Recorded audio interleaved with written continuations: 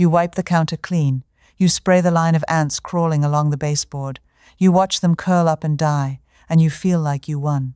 Then you wake up, walk into the kitchen, and there they are again, a fresh black thread marching over the exact same spot like you never lifted a finger. I lived that loop for one whole summer. So I ran a test I should have run years ago. On one side, the expensive way. The sprays, the traps, the pest guy quoting me the big number. On the other side, a recipe that costs about $1 and comes straight out of a traditional Chinese kitchen. And the cheap one didn't just win, it emptied the whole nest while the expensive stuff was still killing ants one at a time. Here's the part that got me. This recipe was never sold on a shelf, because nobody can make real money off two things you probably already own. There's a specific reason most people who try it still fail, a mistake tied to an old Cantonese household habit and backed by real ant science, and I'm saving that for the end, because it's the difference between killing 100 ants and killing the queen you never see. And if you rent, stay with me, because you can run this tonight with no permission, no damage, and nothing your landlord will ever notice. I first saw it in a narrow kitchen in Guangzhou, my wife's great aunt crouched by the wall with a chipped bottle cap of something sweet. I remember the smell, sugar and something faintly soapy, and I remember thinking she was wasting her time. 3 days later, the ants that had owned that kitchen were simply gone. Not fewer, gone. I didn't believe it then. I believe it now, and I can prove why. Let me start with the thing I got completely wrong, because you're probably getting it wrong too. When I saw ants, I did what you do. I killed the ones I could see. That felt like progress. Spray the line, wipe them up, done. But every entomologist I later read said the same brutal thing. The ants you see are the least important ants in the whole operation. They're the workers, the errand runners. Out of a colony, only around 10% of the ants are ever out foraging at one time. The other 90% in the single queen who lays every egg are hidden deep in the wall or under the slab, and they never come out to meet your spray. So when you kill the line on the counter, you're firing every one of the least valuable members of the colony. The queen keeps laying. She can lay hundreds of eggs a day. You are, quite literally, bailing water out of a boat while someone below deck keeps drilling holes. That was me, all summer, wiping up the same ants over and over and calling it a fight. The expensive spray I bought bragged that it killed on contact. And it did. That was the whole problem. It killed too fast. The ant died the instant it touched the poison, right there on my counter, before it could ever carry anything home. A contact killer is designed to make you feel powerful in the moment. It is not designed to end the colony, because a dead ant on your counter tells the nest nothing and feeds the nest nothing. That's when the traditional recipe started to make sense to me, because it does the exact opposite of everything I'd been doing. The old Chinese kitchen fix isn't a poison you spray on ants. It's a bait you let them steal. You want the worker to walk right up, drink it, feel completely fine, and stroll home carrying it in her gut like a delivery driver who has no idea the package is a bomb. You are not trying to kill the ant in front of you. You are trying to use her as free labor to poison the queen you'll never reach. And the ingredient that does it has been in Chinese households for centuries. In Chinese, it's called peng borax, a soft white mineral, ground fine, used for generations in traditional crafts, in cleaning, in old remedies. It costs almost nothing. A box costs a few dollars and lasts you years. And here is the beautiful, quiet reason it works, where the fancy spray fails. Borax is slow. When a worker ant eats borax in a small enough dose, she doesn't drop dead. She feels fine for hours. She walks all the way back to the nest with a belly full of sweet liquid, and then she does the thing that dooms her entire family. Ants share food mouth to mouth. It's called trophallaxis. The forager comes home and regurgitates the sweet meal to feed the other workers. The young, and this is the whole game, the queen. One ant walks in your kitchen, dozens get fed underground, and the borax rides along the whole chain. So the recipe I use is almost insultingly simple. I mix roughly 1 part borax to 3 parts sugar, and I add just enough warm water to make a thin syrup. Some nights I skip the sugar and use plain jam or honey, because sweet is sweet and ants can't tell the difference. I stir until it's a runny paste, and that's it. A batch that treats an entire kitchen costs me pennies. The whole box that made 20 batches cost me under $4. Compare that to what I'd been buying. The name brand spray was around $8 a can, and I went through cans. The plastic bait stations were another $12. And the exterminator quote for the recurring ant problem in my kitchen was $140 for a first visit, with follow-ups on top. So on one side, $160 and an ant problem that kept coming back. On the other side, $4, a spoon, and an old bottle cap. I ran both at the same time, so I couldn't fool myself. Left side of the kitchen, the store-bought spray and stations. Right side, the borax syrup. And what happened next is where it got interesting, because for the first day the cheap side looked like it was losing badly. Here's what I mean, and this is the part nobody warns you about. For the first 12 hours, the borax bait looks like a total failure. More ants show up, not fewer. I stood there the first night convinced I'd wasted my time, watching the black line get thicker and busier around my little cap of syrup, while the spray side had a tidy pile of dead ants and looked like a clean victory. If you quit at this exact moment, and most people do, you'll swear the cheap trick doesn't work, and you'll go right back to buying cans. But that swarm is the whole point. That crowd of ants isn't the problem getting worse. That's the delivery service running at full speed. Every one of those ants is loading up on poisoned sugar and marching it straight back to the queen. The busy line means the bait is working perfectly. You're not looking at an infestation. You're looking at a robbery in progress. And you set the trap. The store-bought contact spray can never show you this, because it kills the messenger before the message gets home. It gives you instant, satisfying, useless little corpses. The borax gives you nothing to look at for a day, and then it takes the whole nest. And by the second morning, the sides had flipped. The busy trail on the borax side had thinned to almost nothing. By day 3, that side of the kitchen was dead quiet, the same silence I'd seen in that Guangzhou kitchen years before. Meanwhile, the spray side still had a fresh trickle of ants every single morning, because the queen over there was alive and well and laying, and I was still out there murdering her errand runners one can at a time. That's the moment I understood who profits from you never running this test. Because if a $4 box of mineral empties a nest in 3 days, somebody has to explain why you keep buying $8 cans that don't. Let me be fair about it. Nobody is hiding borax. It's sitting right there in stores. But think about how the money actually flows. A contact spray that kills instantly is the perfect product, not because it solves your problem, but because it doesn't. It clears the ants you see, gives you that hit of victory, and lets the colony rebuild so you come back and buy another can next month. The failure is the business model. A repeat problem is a repeat customer. You cannot build that kind of business on borax and sugar. There's no patent on a mineral that's been used in Chinese homes for hundreds of years. There's no recurring sale on a trick that actually ends the colony. Nobody's going to run a slick advertisement for a spoon, an old jar of jam, and a habit your neighbor's grandmother already knew. The cheap fix didn't lose the shelf war because it doesn't work. It lost because it works too well and costs too little to be worth selling. And once I saw that, I got a little obsessed, because I wanted to know how far back this actually went and why the Chinese version specifically was better than the sloppy internet recipes I'd seen. Here's what I found, and it changed how I make the bait. Borax as a household mineral has a long, documented history in China, where it was known and traded as peng and used far beyond just killing pests.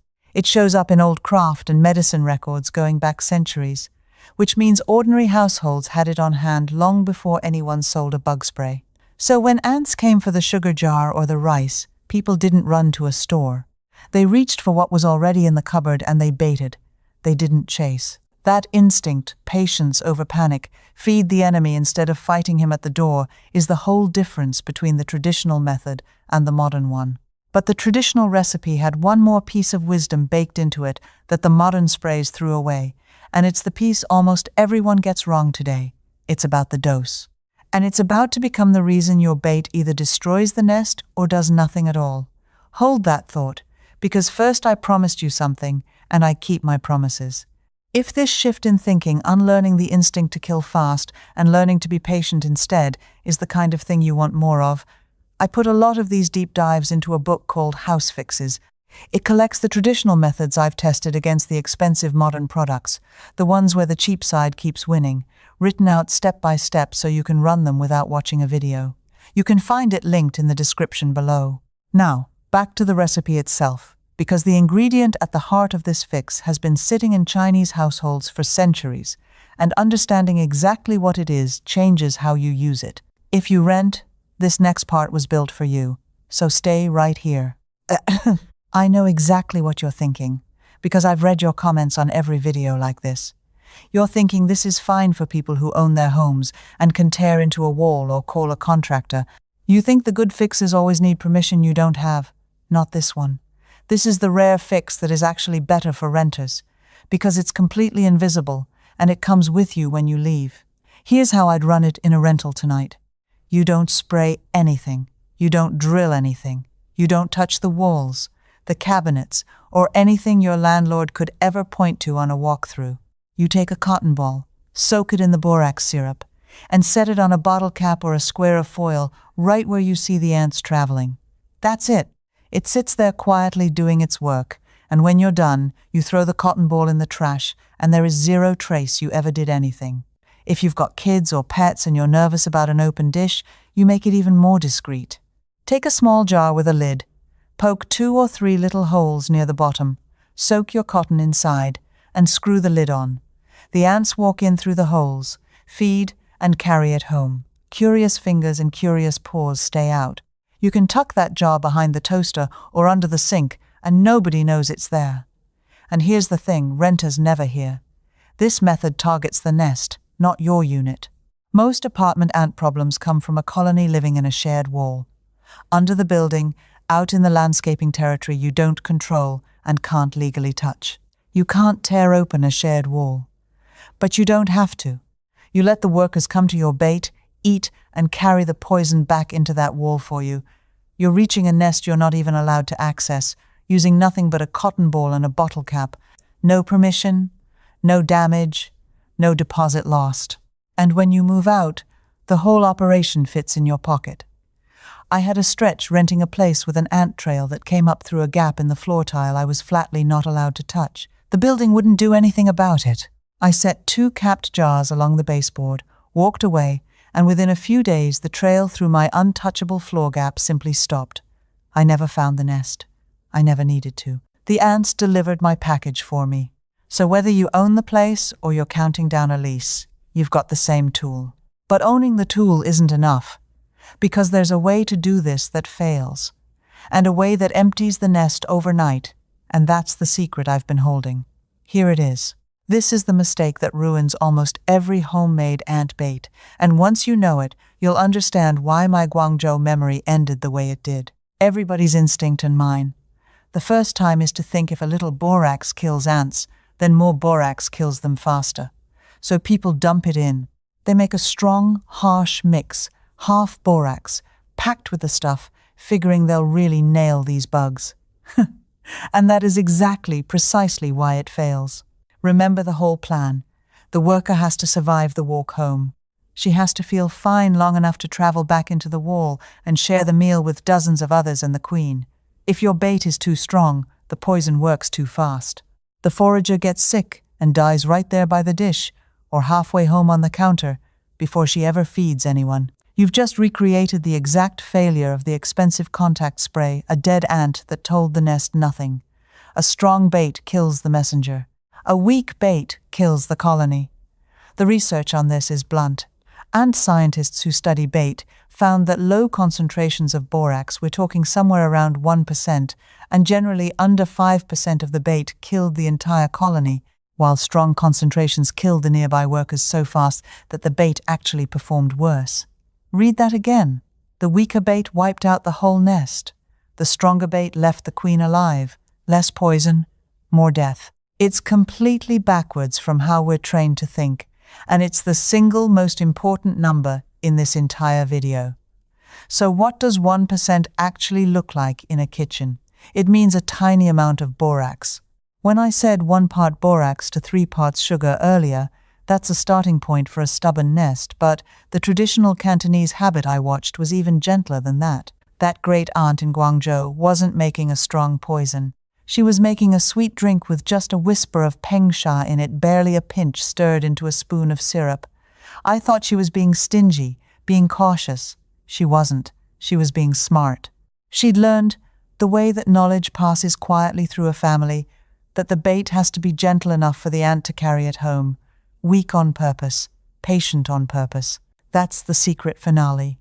The winning recipe isn't a stronger poison than the store-bought spray. It's a weaker one.